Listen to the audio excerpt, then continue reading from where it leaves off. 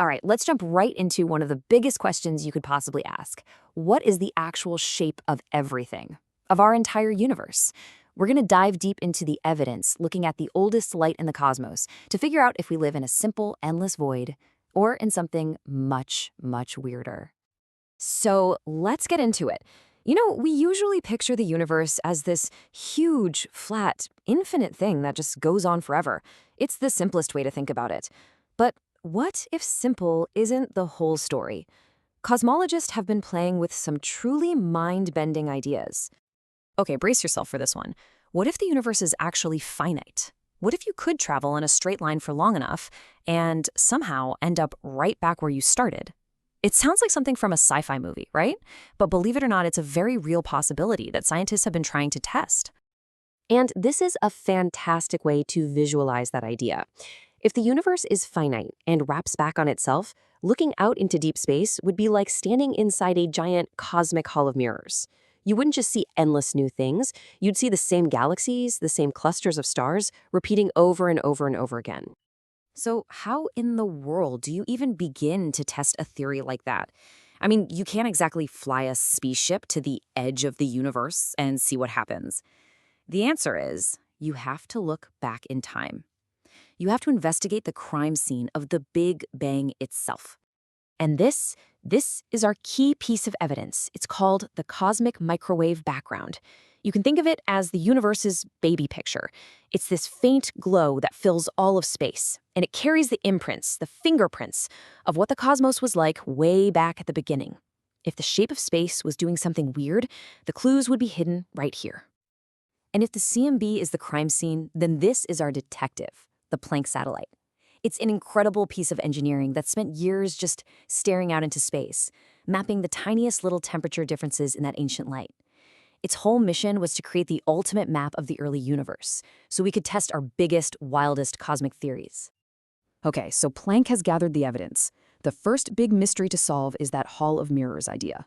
If the universe really does repeat on itself, what would the clues actually look like? What are the scientists even searching for in all that data?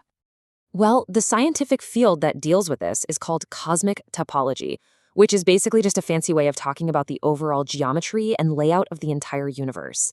It asks those big questions. Does it have edges? Does it loop back on itself? Is it finite or infinite?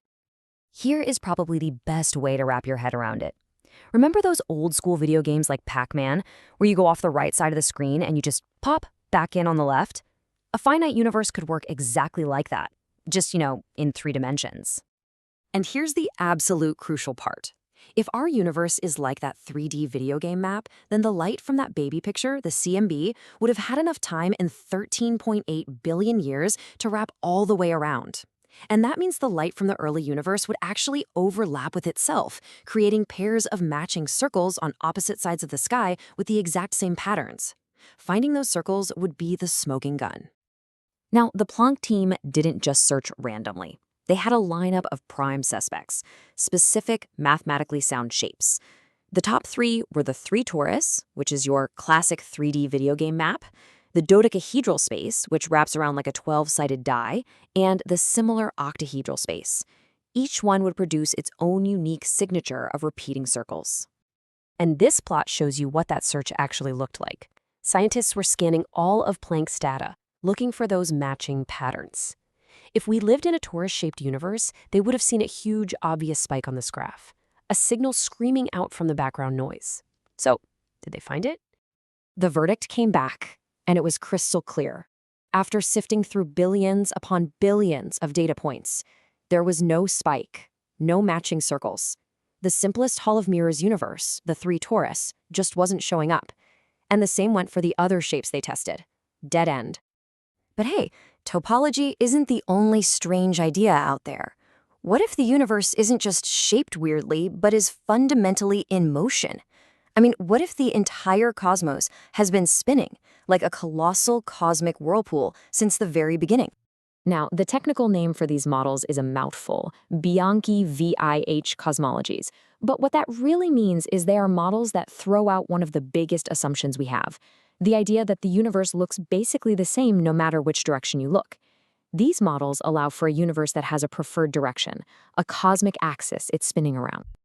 And just look at this.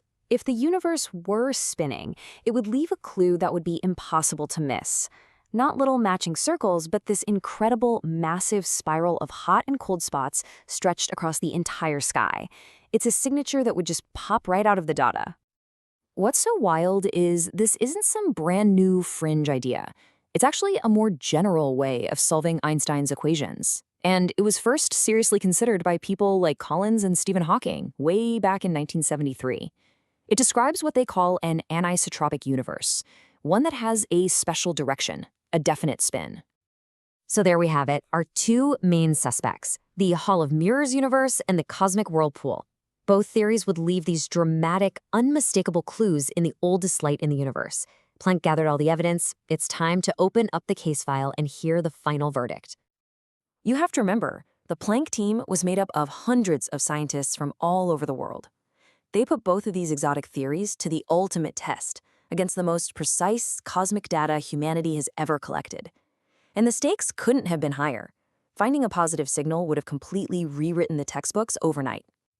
And the verdict? For both theories, nothing. Nada, zip. The search for the matching circles of a finite universe came up empty. And the hunt for that giant cosmic spiral from a spinning universe? Also no conclusive evidence. It seems the universe refused to confess to either of these strange behaviors. This slide really shows you why. On one side, you've got these clean, beautiful, predicted signals, the perfect repeating patterns or that perfect spiral. But on the other side, you have reality. The messy, complex, and seemingly random noise of the actual CMB. Those dramatic fingerprints just didn't stand out from the cosmic static. So does that mean this was all a waste of time? Case closed, theories are wrong, time to move on? No way, not at all. In science, a result like this, a null result, is incredibly valuable. It's just as important to find out what the universe isn't as it is to find out what it is. See, by ruling out these exotic shapes and these cosmic spins, the Planck data tells us something really profound. It tells us that our universe, on the very largest scales we can see, seems to be, well, remarkably simple. It appears to be flat, probably infinite, and pretty much the same in every direction, just like our standard model of cosmology has been saying all along. We went looking for cosmic funhouse mirrors and giant whirlpools. And what we found was a universe that against all odds appears astonishingly straightforward. But that simplicity, that's a mystery in itself, isn't it? Why this simple universe and not one of the countless other more complicated possibilities? The oldest light in the universe has spoken, but I'm willing to bet the cosmos still has plenty of secrets hiding in plain sight.